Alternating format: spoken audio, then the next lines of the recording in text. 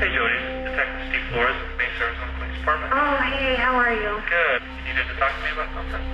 Well, I just wanted to offer any assistance that I might have. I was a really good friend of Travis's, and I know that I don't know a lot of anything, but What have you heard so far? I heard that he passed away and that, I don't know, I've heard all kinds of rumors. I heard there was a lot of blood. When we first arrived on scene and started talking to people, some of his closest friends began mentioning your name. You know, hey, you need to call her because she probably knows what happened to him, or she possibly had something to do with it.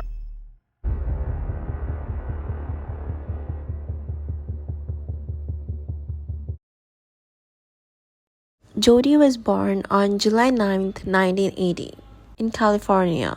She was a very free-natured and free-spirited girl, and since her childhood, she liked photography. She wanted to take photography seriously in her life, so she dropped out of high school in 11th grade. Not having too much work and having a lot of free time at that time, Jody decided to pick up freelance work. So she took a lot of freelancing jobs in that area, but all these part-time jobs did not pay that well. So to support her dreams, she also started to work as a waitress. And while working in this restaurant in 2001, Jody met Daryl Brewer, who used to manage beverages at that time for the restaurant. From there, they started to talk regularly and they became very close friends. And in 2003, they started dating each other. They were so serious about the relationship that they bought a house together. People used to tease them in and out of restaurant because Daryl was 40 years old that time and Jody was only 21 years old. So people used to tease them that he's twice as old as you. But both of them did not care because they were in love. After working as a waitress, Jody slowly stopped taking photography work and she was finding more ways to earn money. So in 2006, Jody started working for a multi-level marketing company. This M&M company had a lot of conferences in LA. And this is where Jody met Travis Victor Alexander. Travis Alexander was a motivational speaker of this company. And he used to manage products behind the scene. Best way to describe Travis would be that he was a very happy character. He was very happy, lovable, and you can say he was the life of a party.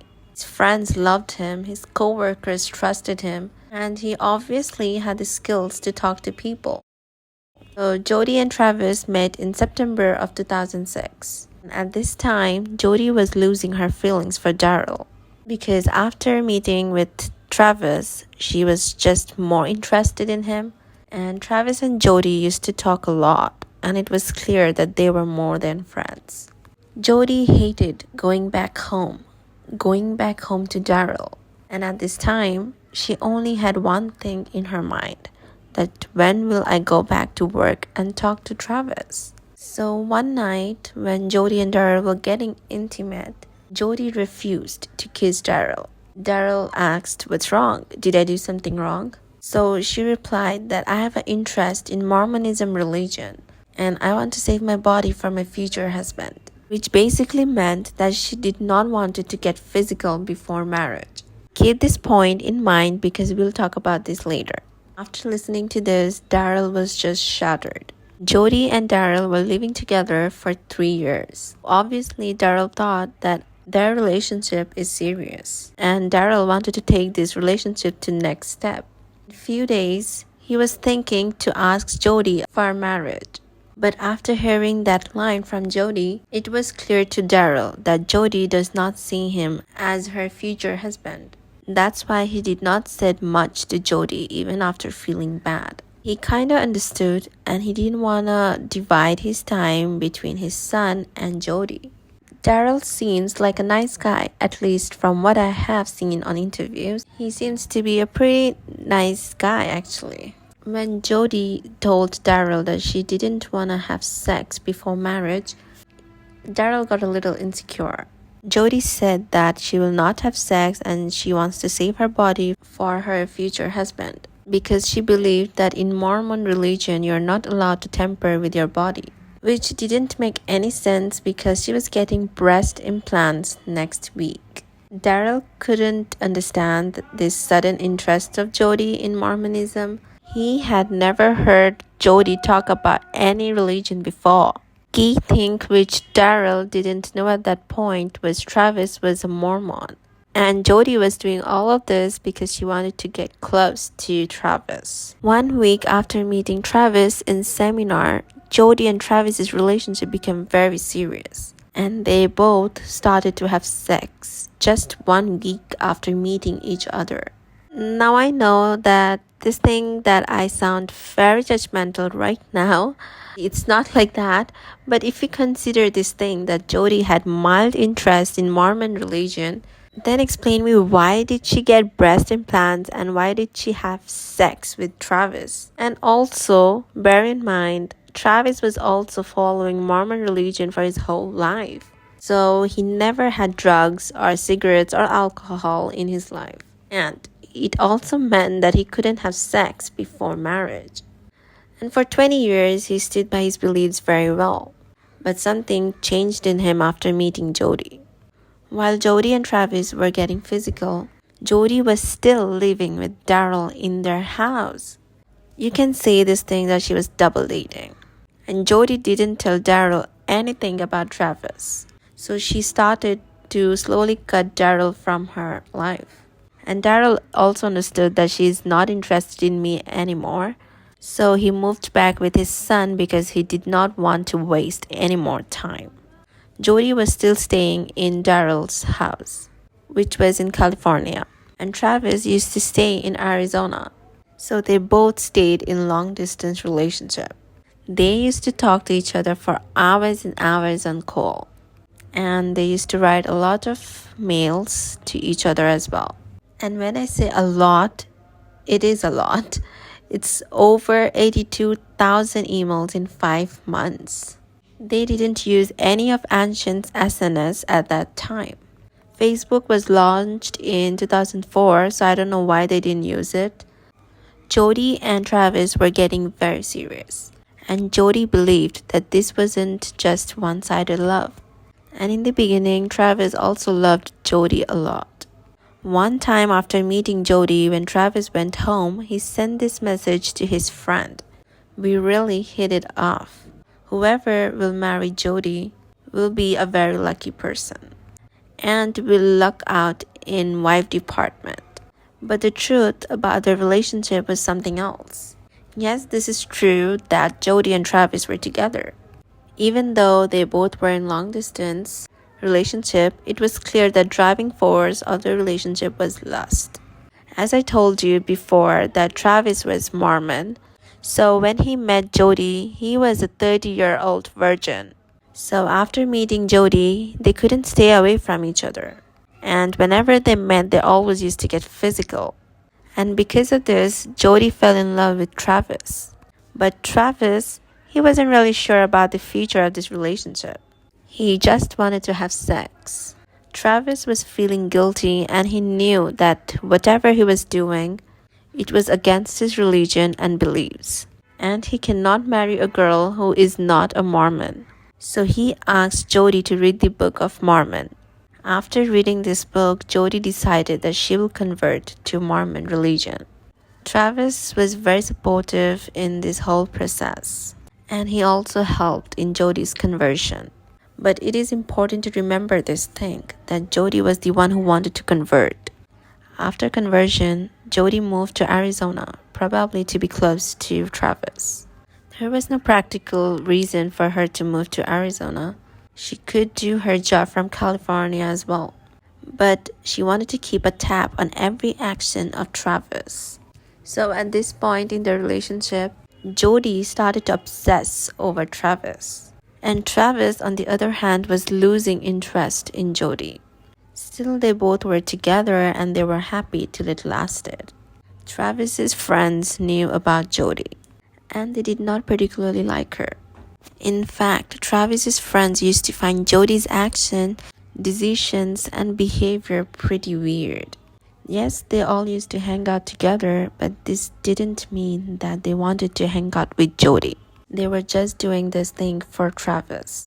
Was one of the funniest, outgoing, charismatic guys I've ever met in my life.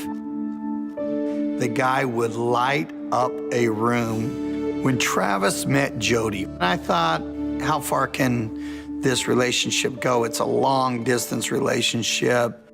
I kind of viewed it as more of a one-night stand that ended up lasting more than a night. Travis was very devout in his religion. He was a member of the Church of Jesus Christ of Latter-day Saints, also known as the Mormons. He still wanted to make himself available to women that were more likely to be Mrs. Alexander. In 2007, after dating for 5 months, Travis broke up with Jody. Travis was texting a lot of girls while these two were dating.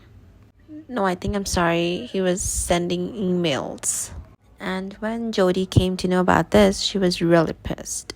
Travis explained this thing to Jody, that we had never agreed that we were exclusive. She was just his dirty little secret. Travis said that he cannot tell his friends or family about Jody because he didn't want people to know that he was sexually active, as it was against his religion. He wanted to keep his Mormon image clean. So they broke up and Travis started to date another girl. But even after breaking up, Travis and Jody stayed in touch. And they still talked for hours through phone calls. And most of these calls were very sexual. You can skip this part if you're not wearing earphones, but I have to play this. Because this proves that Travis was also keeping Jody in his hook. So yeah, they were friends and they were still hooking up from time to time. To me, this is like, for Travis, this was all new. That's why he kept Jody in a safe zone, so that he can get intimate with her whenever he wants. But he also started to see and also started to talk to other women. So the situation was that Travis was going on a date with multiple girls now. And he was still hooking up with Jody. And Jody knew about this, but she was still pretending that this was all fun. No worries, we have broken up mutually and we can still be friends with benefits. She was pretending to be fine with this thing, but deep down, Jody was feeling very jealous. She thought if we get physical often, so one day hopefully Travis will see that other girls are wrong for him and he is supposed to be with me and only me. Even reading that line makes me realize how toxic they were. But nothing went according to Jody's plan. Travis was still seeing other women. And finally, Jody started to get very violent. For months, Travis was using Jody just to get physical. So Jody's bubble, it finally popped. Jody started to break things in his house. She punctured his tires with knife when Travis did not allow her in his house. So she used to come in from the dog door of the main door and slept in his couch when Travis did not know that she was in the house. She used to hide in bushes near his house and she clicked his photos in night. What? This is so creepy. Jody even sent threatening emails to all the girls Travis was with. And in some cases, she also used to visit the girl's house. She hacked his Facebook and had sent messages to people. And sometimes she used to post her photo on Travis's timeline in hopes that people will think they're still together. So yeah, even if Jody was pretending to be happy, she was not happy at all with whoever and whatever Travis was doing. But even after watching all this psychotic behavior, Travis was still with Jody. They both were still physical and he just won't let her go.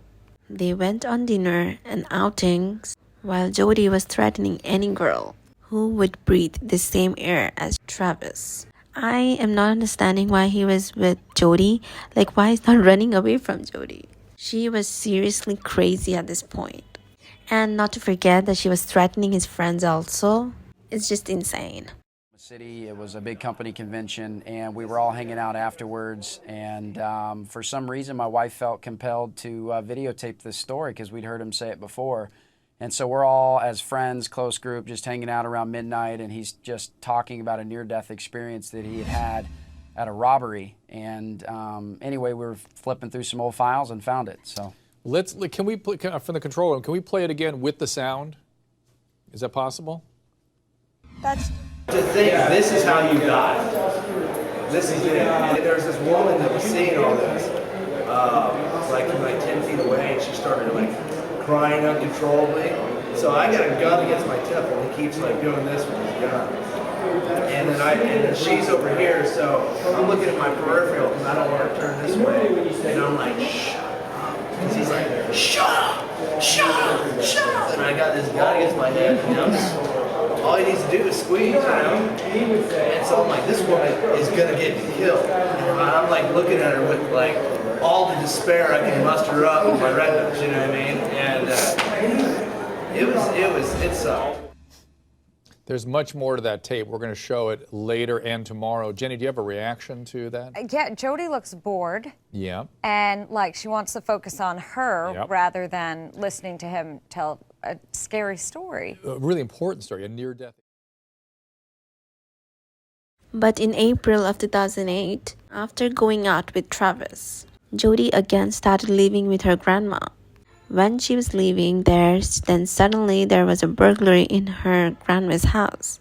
The thief only stole a few valuable things, but nothing that expensive. But that burglar also took her grandma's gun. So because of missing gun report, Jodi had to go to police station more often.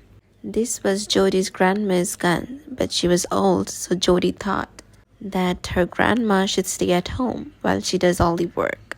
But going to police station again and again was wearing her out. So she decided to meet Travis one last time. They both were actually going on a vacation, but few days before the trip when the robbing took place. That day, Jodi found out that Travis was taking someone else with him. And I'm sure you have guessed already that this made her really, really angry. And on June 2nd, 2008, Jodi rented a car in California and she went to meet Travis impulsively. Throughout the car ride, she was thinking that it's enough. Either Travis has to choose me or I'll break every contact with him. She thought that this was the final straw. I will not budge from my question this time. But when Jodi met Travis, she gave in. And Travis and Jodi got physical again. So on 3rd June, after meeting Travis, Jodi came back to California. Jodi returned the car and went back to her grandma's house. And after that, nobody heard from Travis for a few days. Travis's friends also had planned a trip. He also missed that. Travis was going on a trip with this new girl. He missed that too. And on 4th of June, Travis had a seminar in which he was doing public speaking. He missed that too. Travis's friends started to get worried. Few of his friends went to his home, where at that time he used to live with his roommate. His roommate told them that Travis had not been here for a few days. Or at least if he was here, I haven't seen him. So Travis's room door was also locked. So his roommate said maybe there are keys there and he'll go and check. Maybe they'll find a clue from his room about his vanishing. He took the spare key and opened Travis's door. And when he opened the door, he smelled something weird. And as he went to his bathroom, he saw that Travis was in his shower's flow, dead. Literally makes you nauseous, right to your core. Somebody could do something that gnarly is tough to stomach. The feeling he got the night he learned his friend and former roommate had been killed. You try not to think about it happening to a friend of yours, because then it just makes it that much more personal. June 3rd, 2008. After having sex with Travis, Jodi and Travis had decided that they will shower together. She was standing very close to Travis and was taking Travis's photos in different positions, which was nothing out of the ordinary. But Travis did not know about Jodi's real intentions. Jodi took out a knife and cut his whole throat. He fell out of the shower and knocked the camera out of Jody's hands. Travis tried to stop his bleeding by putting his hands around his throat, and he fell down on his stomach. Jody was so much enraged at that point that she could not control her anger at that time, and she was just shouting at Travis when he was losing a lot of blood. Jody started stabbing Travis in anger.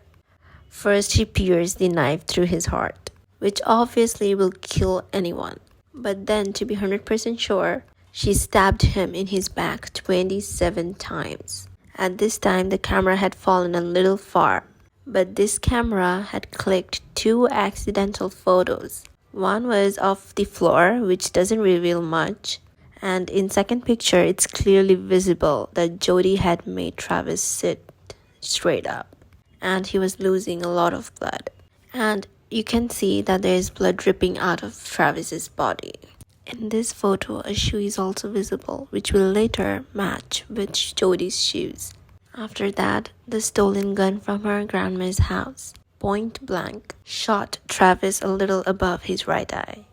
When Jody came back to her senses, then she realized that what she has done. She immediately started to clean blood from her knife and the gun.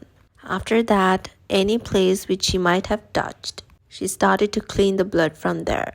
She put Travis in the shower, which was next to the bathtub, and had closed the curtains. And then from the corner of her eyes, she saw the camera. She quickly deleted all the photos from the camera and threw it in the washing machine full of water.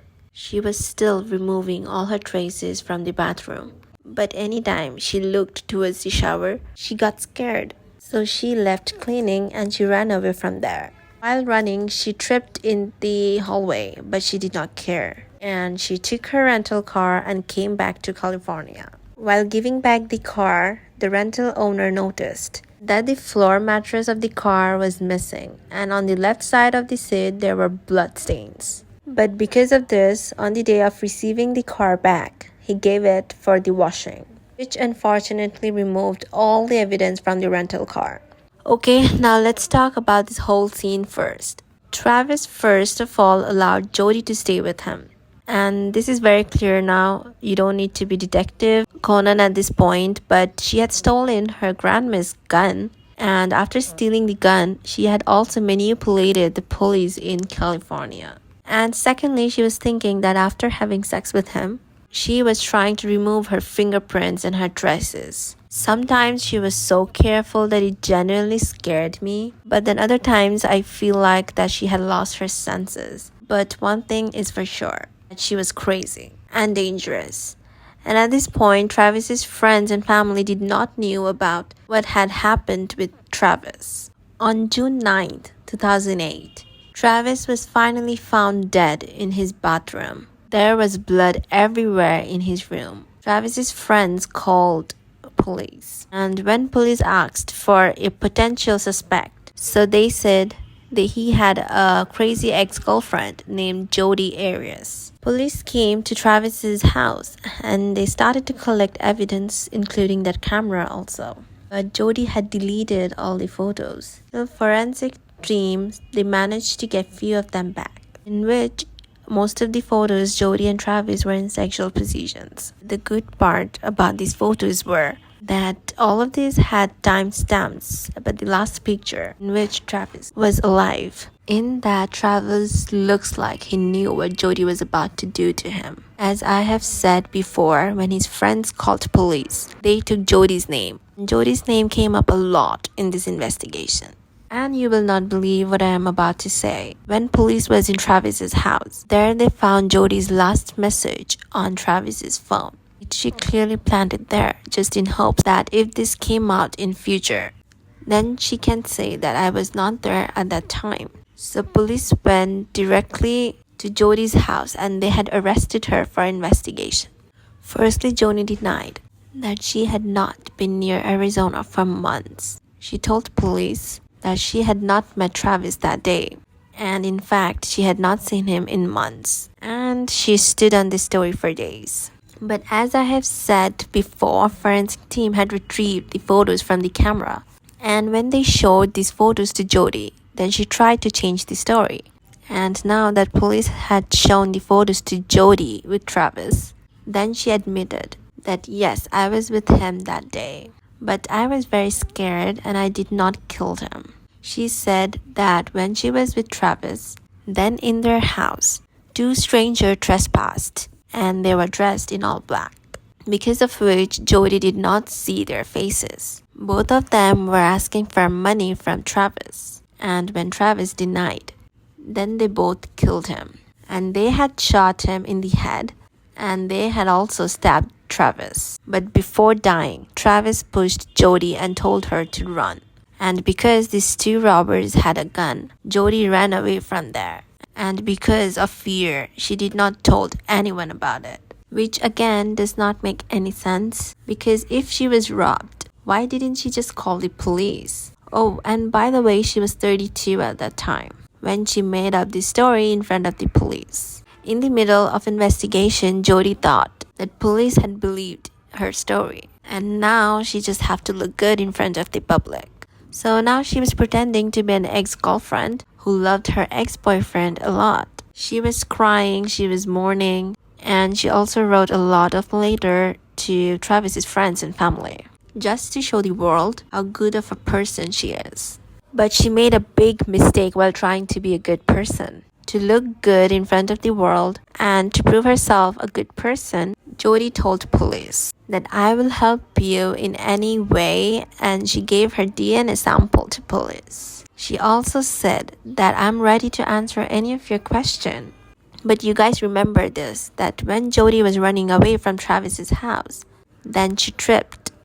She tripped in the hallway. Well, that mistake, it came back for her. Police matched the DNA sample of the blood that they found in the hallway. They had also found Jodi's handprints near the door, and with the help of Jodi herself, police had matched this DNA and handprint with of Jodi, and this was not only hole that she dug for herself, as this thing was obvious that Jodi only had the stolen her grandma's gun, which was .25 caliber handgun. Police found a bullet shot from the same gun under Travis's bathroom.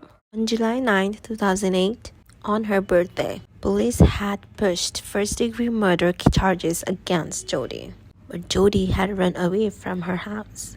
And on 15th July 2008, police caught her and she was arrested. See, after coming out of Travis's house, Jodi went through a very drastic makeover. She had changed her hair color from blonde to brown, and she started wearing glasses. She had also cut her bangs in hopes that no one would recognize her, and still in investigation, she stood on her story still and was trying to be more innocent. But Jodi did not know about this, that police has matched her DNA, and that police had found the bullet shot from her grandma's gun in Travis's house. And when investigators started to apply more pressure on Jodi, she started to put a lot of cracks on her own story. But no matter what story she came up with, investigators had every evidence against her. December 12, 2012. After 4 years, finally Jodi's trial got started. And as trial started, Travis's family lawyer pled to the judge that she should get death penalty because of the way she brutally killed him. But Jodi's lawyers had given the justification that Jodi's actions are justified because Travis was so much harsh to her, and Travis used her body till the end. Whatever Jodi did was for self-defense. This trial went on for 5 months, and throughout this time, Jodi stood on her last story. But at this point, Jodi was trying to make Travis seem bad so that it would reduce her sentence, I guess. But on 8th May, after listening to both sides for 15 hours, the court finally decided that Jodiarias was guilty. Now I'm going to show you a clip where you can clearly hear Travis's family's voice. And finally, after 4 years, they got their justice. But Jodi did not get the death penalty as Travis's family wanted. She was sent for life imprisonment. And till today, in Arizona Department of Crime, Jodi is paying her life imprisonment. And with that crazy roller coaster, That's all I have for you about Jodi Arias' story. Thank you so much for watching, and please subscribe to my channel and give this video a thumbs up if you liked it. Also, let me know about your thoughts on this case. I'll be very happy to read all of the comments. And that's all from me today. I hope to see you in my next video as well. Till then, stay safe.